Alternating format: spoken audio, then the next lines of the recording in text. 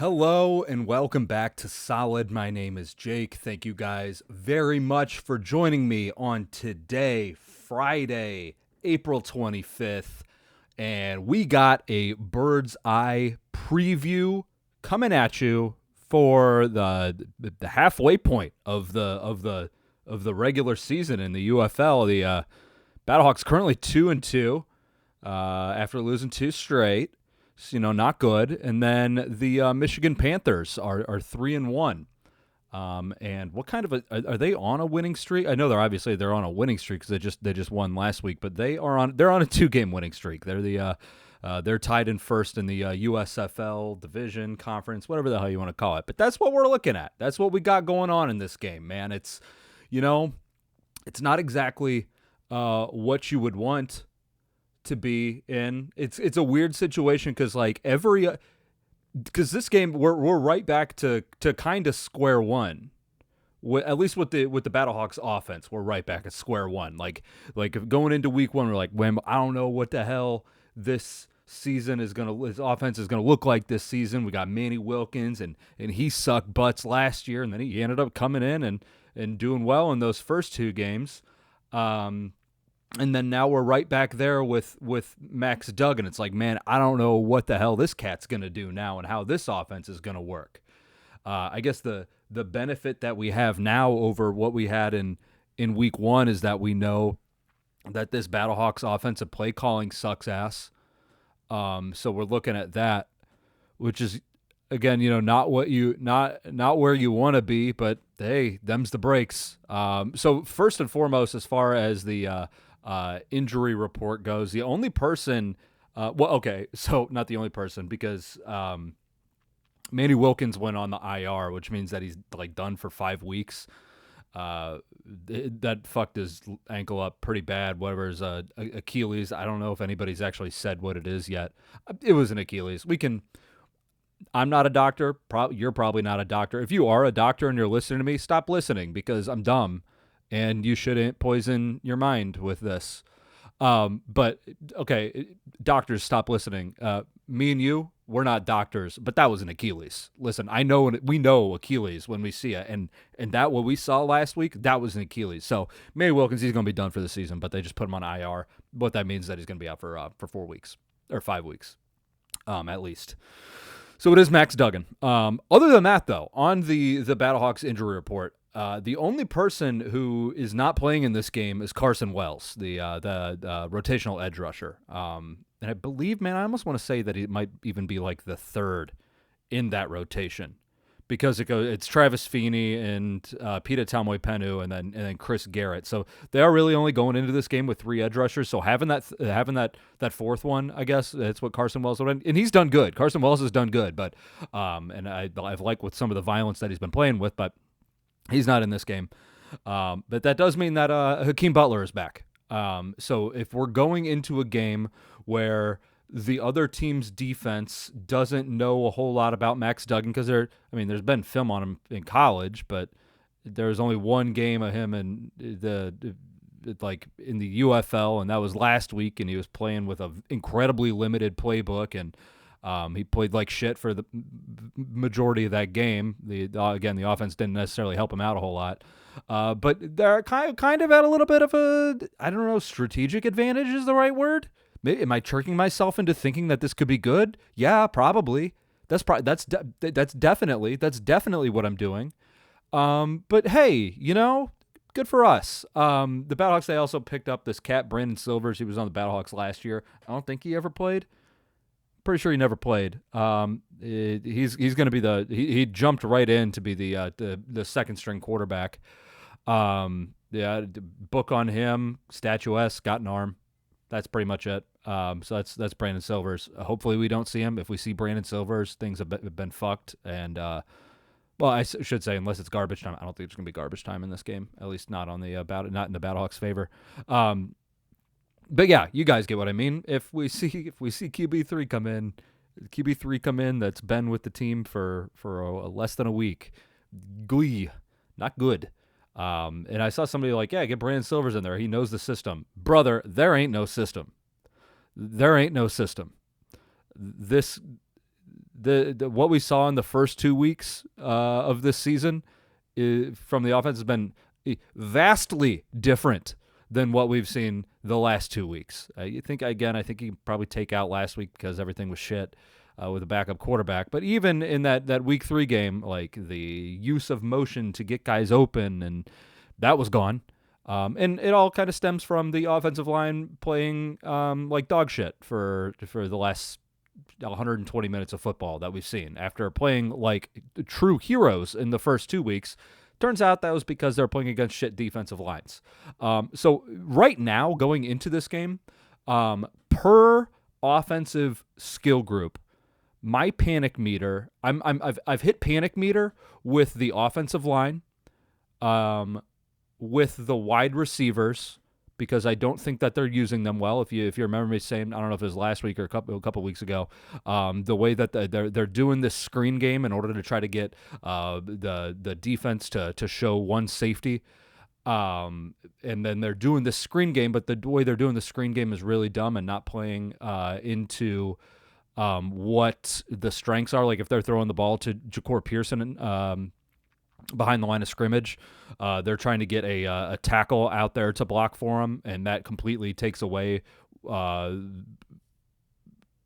Pearson's like his speed. It's like, oh, now he has to sit and wait while guys are barreling down on him in order for him to get blockers. It's like, no, maybe Hakeem Butler coming back will help with that. Get a big body out in front of him to help block. But I'm hitting the panic button with the wide receivers again. This game could make me put that panic button away and unpress it. You can unpress buttons, sure. In this metaphor, you can. But I don't like the way that how things have been going, and I feel like that's for good reason.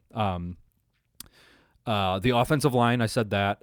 Quarterback, I have the button out. The button is out. I've turned 2 keys at the same time. I didn't even ask for somebody else to turn theirs. I grabbed their key from their hand, and I've turned both keys to unlatch the button. So I'm about ready to smash it for quarterback. I mean, guys, this is halfway through the season. After this game, this is a must-win game. Really, it really is. The Renegades and the Defenders are playing each other this week, and I believe they're both 3-1. So one of those teams will go to 3-2, but the Battlehawks have lost to both of those teams pretty handedly in the last 2 weeks. So I'm ready to say, and I'm willing to say, and I'm going to say that this is a must-win game. Okay, so that's where the Battlehawks are at offensively. I am not confident. I'm very confident in the running game if it actually gets to work, but again, offensive line, big fart. Okay, so going into this game, they're playing the Michigan Panthers. At home in St. Louis. Battlehawks are 2.5-point dogs. Over under is 37.5 points. Michigan's offense. Okay, they've been trying to do a few things with their quarterback. They tried doing this cat. What is his name? Let me go to their passing. They tried doing this cat Danny Etling, kind of stinky butt, and I believe he got concussed maybe or something like that. Then they got this other guy, Bryce Perkins, who I believe is better than Danny Etling. I saw some people saying that they think that he's potential for league MVP, and maybe. I don't fully buy into that. He's good, kinda. When I was watching him. He's good. He does the things that make a quarterback good in this league. He does the breaking away from pressure when his offensive line kind of collapses a little bit, and he's able to get extra yards and kind of break free from that. And he'll especially attack the outside. He's not really a north and south runner. He'll try to escape outside. I don't think he necessarily has good eyes downfield. I think that he's very quick whenever he tucks the ball. He's not looking downfield anymore, or not looking downfield, and that makes him tuck the ball. So I think there's a way to attack him there. I don't necessarily trust his deep ball or anything like that, and like what we saw with DC a couple weeks ago, where their wide receivers were getting schemed open, and unfortunately Jordan Ta'amu was able to hit those guys. I don't necessarily know if Bryce Perkins is going to try to take those shots or give himself the opportunity to take those shots. I think he's got some low eyeballs. So that's going good. Again, that also takes into account that the coverage from the safeties, especially on deep shots, have not necessarily, or on deep routes, has not necessarily been. I'm not going to say it's been bad, but it has not been good. It's been closer to bad than it has been good. I'll say that. I feel like that's fair. It's really all about the pressure, getting to the quarterback and everything like that. That's what worked out well for him last week against Luis Perez with Arlington. Let's see. Yeah, I mean, those are kind of my two things with Bryce Perkins. Man, he's good with his legs, and he'll chew you up like that. But I mean, to be fair, I don't think that the Battlehawks have necessarily. I think that's one thing that they've been getting chewed up with from in the last 2 years, and in 2023 and 2024. I'm talking about is that quarterbacks were able to run pretty well on them. I don't necessarily think that's been the case this year. I mean, there's been a few spots. But it's happened later in games when the defensive backs are playing like true deep coverage and it's given some quarterbacks some lanes. Hopefully that's not necessarily the case in this game. I don't think it will be because those were the games where the Battlehawks were up fucking 2-3 scores and they were able to. It wasn't necessarily like a true prevent where they're only rushing 3 and dropping 8.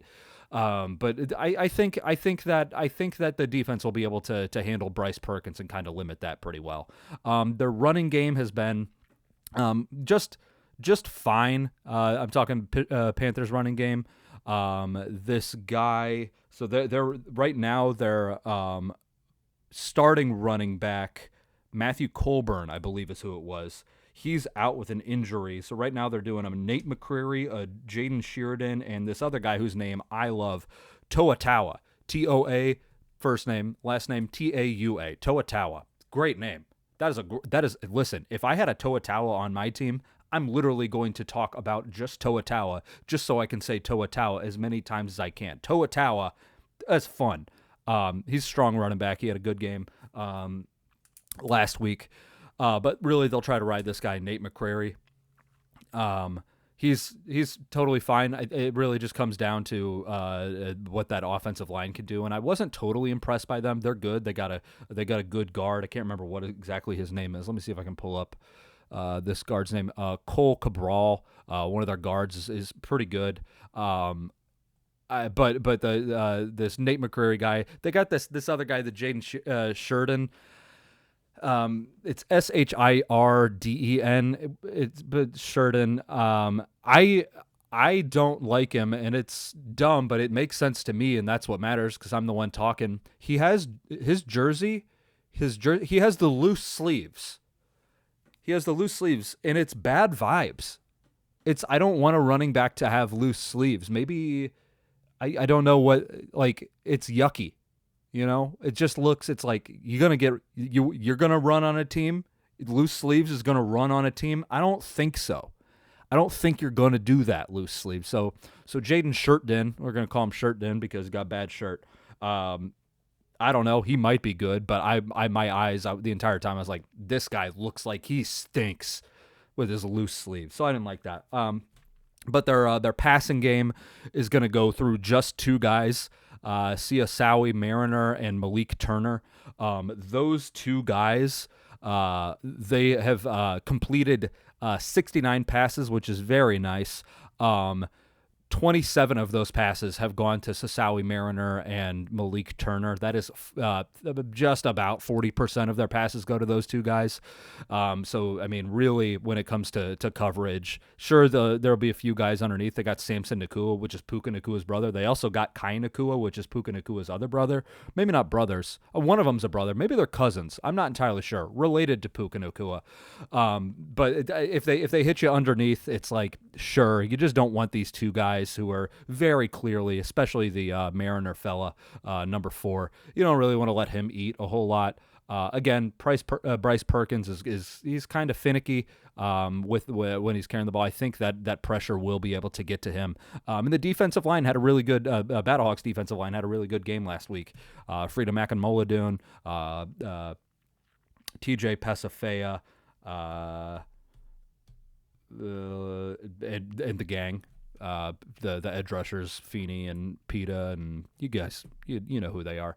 But if they play well, I think that I don't necessarily trust Bryce Perkins to be able to do a whole lot with the ball with any consistency. I'm sure there will be big plays because we have seen the defensive backfield blow some coverages, and Brandon Sebastian is still out. CJ or Chris Payton-Jones, CPJ, he's still playing, which would be good. So if they do try to attack those guys, but I can't remember. Let's see if the depth chart says whether or not it's going to be. They said it's going to be Miles Jones, not Miles Sims is going to be the starter on the other side. We'll see about that. I kind of like the way that Miles Sims played last week. Very, very big, long guy, and I like it if somebody's going to try to attack him, which is exactly what Luis Perez tried to do a whole bunch that game. So yeah, I think it's going to come down to the secondary being able to play down well, come downfield well. And play smart. That's kind of the main thing, is that I need Quinterio Cole and Cameron Kelly to play smart. We've seen them, especially when they're doing read options, which this team likes to do, because again, they want to be able to get the ball let the ball stay in Bryce Perkins' hands so we can make guys miss, because he's a big, strong guy. So I think that it's going to be important that whenever they do those read options, that these safeties play well. I think that's kind of what I got. It looks like it's a sloppy offense. Their offensive line is solid, but not good. I will say their offensive line is good at getting to the second level. I have been kind of impressed by the way that Battlehawks linebackers have been able to play the run. Battlehawks offense is much better at playing, or defense is much better at playing the run than they are against the pass. So we got that going for us. That's kind of this matchup with the Panthers offense to the Battlehawks defense. I think it's a good matchup for the defense. On the other hand, we're looking at the Panthers defense against the Battlehawks offense. Brother, I said it before. I don't know what the fuck we're going to see out of this offense. We got Hakeem Butler's coming back, which is good. Will they use them? Will they use him like they did the last 2 years, or will they use him like they did in week 1? I don't fucking know. Is Max Duggan going to be good? He has the capability to do so. I've said it 100 times. I would like to see RPOs in this offense. I don't think it's going to happen. I think there's going to be a lot of read options. I think that Max Duggan's going to take the ball and get smacked around a whole lot, which is not good. I have not been impressed with the way that the offensive line has been playing, which is bad. The Panthers' defensive line is good. They got big guys, big violent guys that are going to get back there. I saw several times in this last couple weeks where these D tackles on the Panthers are just specifically number 99, Paul Moore, I believe is his name. I can't read my handwriting, is why I'm saying that.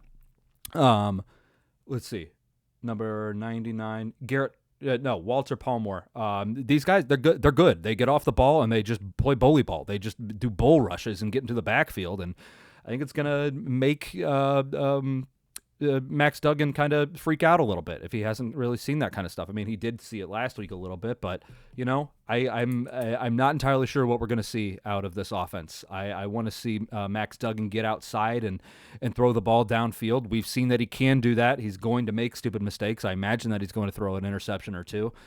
Just hopefully keep the ball safe and no fumbles or anything like that. He did one of his interceptions. He did was an arm punt on a third down. It sucks, but sure. It's more of a coffin corner than this league allows. They're good at stuffing the run. Again, we know that Jacob Sailors is good when he can get, even just a shred of space. He's good at bouncing around too. I think that he'll be able to kind of break something off again if they can get something to him. Last week he had like fucking 90 yards of receiving yards. It's like, well, let's play. I got to see a shred of this offense doing something good in the running game. They just could not get that going, and I don't necessarily know if they're going to get it going this week. The people to watch on that Panthers defense, like I said, Kai Nakua, their safety. That guy, he doesn't have necessarily like big flow or anything. Hanging out of the back of his helmet. He's number 21 safety. He flies around. He's everywhere on the field. He's really good. They got cornerback DJ Miller. He's good as well. Edge rusher Kenny Wilkes gets a lot of pressure. He's good at beating guys off the edge. He's good at beating guys off, and especially when they're on the edge. We know that if they line him up across from, who is that? Is that Jared Jones-Smith on the left side? They're going to beat him because he stinks, man. I don't know. It's not It's not good. The cornerbacks can be beaten coverage on if they do some double moves. That's kind of why I like a Max Duggan rollout kind of a thing. Get him out in space. We know he's got an arm and he's willing to put his body into a throw. He's willing to put his body into anything, really. But he's willing to put his body in a throw and really rifle one in there. If we can get some separation on a double move or something like that, I think that there's a real possibility that these corners can be beat on a sideline, a corner out or something like that. I think that will be there, but really comes down to what kind of protection that he can get. And again, it's been not good. Abdul Beachum is coming back, which is good. The offensive line, I don't necessarily know how much he played into it, but the offensive line was much better when he was playing, and he's playing again, so it's not going to be Donovan West. Again, I don't necessarily know if Donovan West was the weak point or anything like that, but I don't know, man. It's kind of a tough thing.